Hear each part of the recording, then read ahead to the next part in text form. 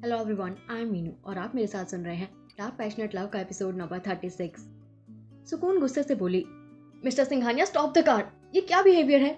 आपने मुझसे कहा था कि मुझे आपकी एक बात माननी होगी, पर आप इस तरह से मुझे जबरदस्ती कहीं नहीं लेकर जा सकते। शाश्वत ने बिना कुछ बोले कार की स्पीड को बढ़ा दिया और तेजी से ड्राइव करने लगा। सुकून एक बार फिर से गुस्से से चिल्लाते हुए बोली, मिस्टर सिंघानिया, मैंने कहा कार रोकिए, वरना मैं शोर मचाकर सबको यहाँ इकट्ठा कर लूंगी। शाश्वत एक नजर सुकून की तरफ देखता है, कार की स्पीड और भी ज्यादा बढ़ा देता है। सुकून को शाश्वत को इस तरह से बार बार उसकी बातों को इग्नोर करना उसके गुस्से को बढ़ा रहा था। वो गुस्से से दांत पीसते हुए शाश्वत की तरफ देख रही थी। वहीं शाश्वत तिरछी निगाहों से सुकून को देख रहा था।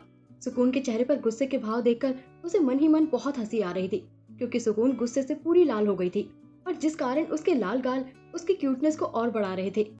भले ही इन 5 सालों में सुकून ने काफी कुछ हासिल कर लिया था, पर उसके चेहरे पर वही मासूमियत और क्यूटनेस अभी भी थी, जिसे उसने अपने गुस्से के बीच दबाए रखा था।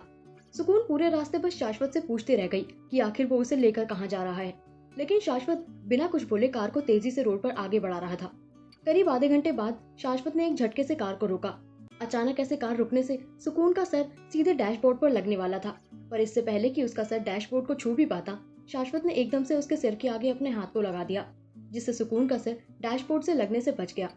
सुकून गुस्से से शाश्वत की तरफ देख रही थी, तो शाश्वत उसकी तरफ देखकर बोला, सॉरी। वही सुकून बिना कुछ बोले तुरंत ही कार का डोर ओपन करके बाहर आ गई और गुस्से से अपने दोनों हाथों को क्रॉस करके खड़ी हो गई। शाश्वत भी बाहर आया और सुकून की तरफ देखकर बोला, चलो मेरे साथ। सुकून गुस्से से बोली, मिस्टर सिंघानिया, अब और आपका ड्रामा मुझे नहीं चाहिए, मैं वापस जा रही हूँ। पर इससे पहले सुकून वहां से जा पाती, शाश्वत उसका हाथ पकड़कर उसे बंगले के अंदर लेकर आया। सुकून अभी भी गुस्से से शाश्वत को घूर रही थी। वहीं शाश्वत सुकून को लिए बंगले के अंदर आया। जैसे ही सुकून अंदर हॉल में पहुंची तो हैरान हो गई। हॉल में बैठे शख्स को देख उसकी आंखें एक पल के लिए वहीं ठहर गई। वहीं हॉल में बैठा शख्स सुकून को बड़े ही गौर से देखने लगा। इस वक्त हॉल में और कोई नहीं, शाश्वत की दादी बैठी हुई थी। दादी जैसे ही सुकून को देखती है तो उनकी आंखों में खुशी की चमक आ जाती है और साथ ही सुकून को इतने सालों बाद अपने सामने देखकर उनकी आंखों में नमी उतर आती है। वहीं सुकून भी दादी को देखकर बहुत भावुक हो गई थी। वो भागकर दादी के पास जाती है और उनके गले लग जाती है। दादी भी सुकून के माथे पर अपने हाथ फेरने लगी और प्यार से बोलती है, कैसी है मेरी बच्ची, इतने दिनों से कहाँ थी? सुकून कुछ देर तक उसी तरह दादी के गले लगी रही। वो कुछ बोली नहीं। वहीं दादी ने जब महसूस किया कि सुकून कुछ नहीं बोल रही है, तो वो दोबारा कुछ नहीं पूछती और वो भी सुकून को उसी तरह अपने सीने से लगाए रखती है। एक साइड में खड़ा शाश्वत ये सब कुछ देख रहा था और उन दोनों को इस तरह से गले मिले देखकर मुंह बनाते हुए बोला, देखो अभी तो आना नहीं चाह रही थी और आई तो कैसे मेरी दादी को पकड़कर चिपक गई है, जैसे कि छोड़ना ही नहीं चाहती हो। ऐसा लग रहा है जैसे फेविकॉल का जोड़ हो जो छुड़ाए से भी ना छूटे। ये कहते हुए शाश्वत मुंह बना रहा था। कुछ देर बाद सुकून दादी से अलग हुई और दादी की तरफ देखते हुए बोली, दादी आप कैसी हैं? आप ठीक तो है ना? दादी मुस्कुराई और बोली, हाँ बेटा, मैं बिल्कुल ठीक हूँ, बस मैं अपनी बच्ची को मिस कर रही थी। कैसी है मेरी बच्ची, ठीक तो है ना? सुकून भी अपने होठों पर स्माइल लिए बोली, हाँ दादी, मैं ठीक हूँ। सुकून की आंखें नम हो गई थी। वहीं दादी भी भावुक होकर सुकून को देख रही थी। दोनों की आंखों में नमी देखकर शाश्वत एक बार फिर से मुंह बनाते हुए अपने मन ही मन बोला, देखो दादी से मिलकर कितनी खुश है, और मुझे देखा तो ऐसे मेरे ऊपर झपट पड़ी जैसे काट खाने को दौड़ रही हो। मुझ में क्या कोई कीड़ा लगा है या कांटे लगे हुए हैं? मेरे तो एक बार भी गले नहीं लगी। क्या मैं इतना बुरा हूँ? मुझसे मिलने के लिए तो लड़कियां लाइन लगाकर खड़ी रहती हैं, पर ये लड़की शुरू से इतनी घमंडी है कि हमेशा मुझसे बात बात पर लड़ने के लिए तैयार रहती है। ये कहकर वो एक बार फिर से मुंह बनाने लगा। वहीं दादी की नजर जब शाश्वत पर पड़ी तो वो शाश्वत को अजीब अजीब सा मुंह बनाते हुए देखकर बोली, तू वहां खड़े होकर मुंह क्या बना रहा है?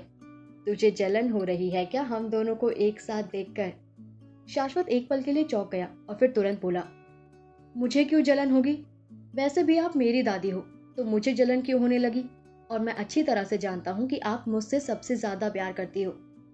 सुकून शाश्वत की तरफ देखती है। वो थोड़े गुस्से से बोली, सॉरी मिस्टर सिंघानिया, बट आप यहाँ रॉन्ग हैं। दादी मुझसे ज्यादा प्यार करती है, आपको नहीं। क्या कभी दादी आपको लेकर इतना भावुक हुई है? क्या उनकी आंखों में कभी आपके लिए नमी आई है? नहीं आई ना, पर मेरे लिए आई है।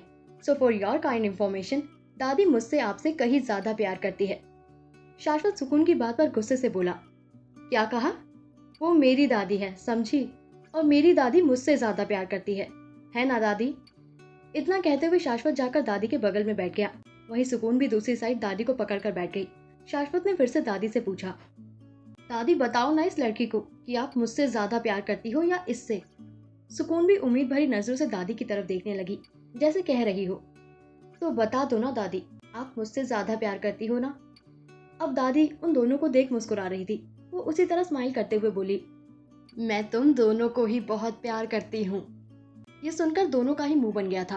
तभी दादी कुछ सोचते हुए बोली, लेकिन हाँ, सुकून बिटिया को मैं ज्यादा प्यार करती हूँ, क्योंकि ये इतने दिनों बाद भी मुझसे मिलने आ गई। और एक तू है, यहाँ रहकर भी मेरे पास नहीं आता, मुझसे मिलने नहीं आता। मैं बेचारी अकेले रहती हूँ। तुझे एक बार भी अपनी दादी का ख्याल नहीं आता? और बोल रहा है, दादी बताओ आप किसे ज्यादा प्यार करते हो? शाश्वत तुरंत बोला, दादी ये तो गलत है। मैं आपसे हमेशा मिलने आता हूँ, आप ऐसे कैसे बोल सकती हैं? और वैसे भी ये लड़की, इसे आज मैं खुद जबरदस्ती लेकर आया हूँ, वरना ये आपसे मिलने नहीं आने वाली थी। दादी जब ये सुनती है तो वो सुकून की तरफ देखती है, जैसे मानो पूछ रही हो, क्यों बेटा, क्या ये सही कह रहा है? सुकून ने दादी की बात पर अपनी नजर नीचे झुका ली।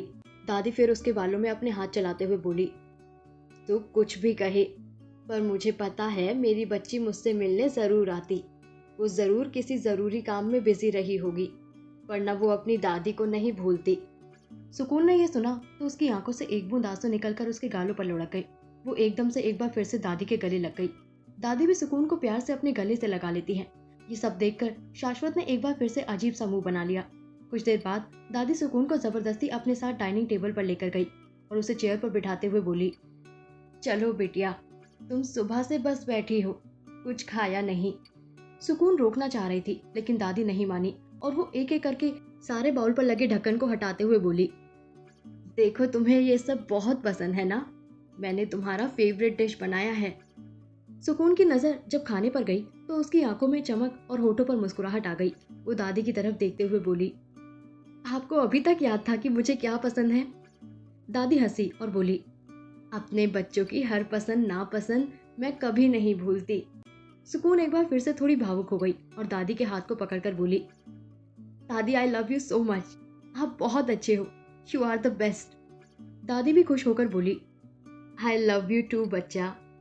शाश्वत दोनों को घूर रहा था। इस वक्त उसे सच में सुकून से जेलसी हो रही थी, क्योंकि दादी सुकून के साथ इस तरह से बिहेव कर रही थी जैसे सुकून उनके लिए सबसे ज्यादा इम्पोर्टेंट है। इस तरह बिहेव तो दादी ने कभी शाश्वत के लिए भी नहीं किया था।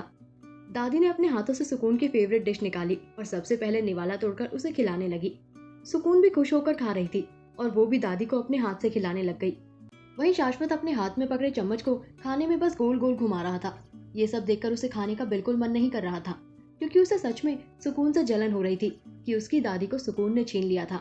कुछ देर बाद सभी लंच करके वापस से आकर हॉल में बैठकर बातें करने लगे। ऐसे ही शाम हो गई। मुझे अब जाना चाहिए दादी, मुझे बहुत काम भी है, सुकून ने कहा।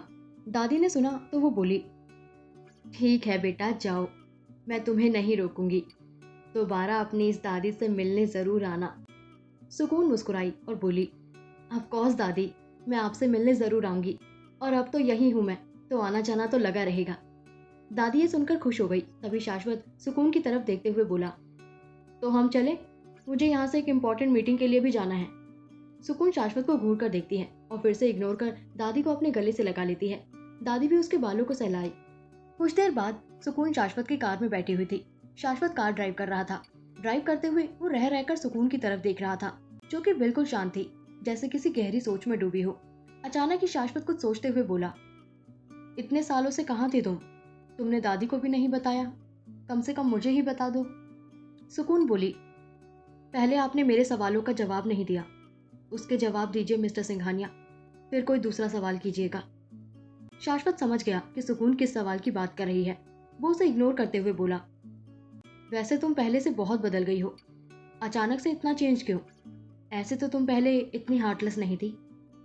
कहानी में आगे क्या होगा जानने के लिए सुनते रहे डार्क पैशनेट लव के आने वाले एपिसोड्स। Thank you.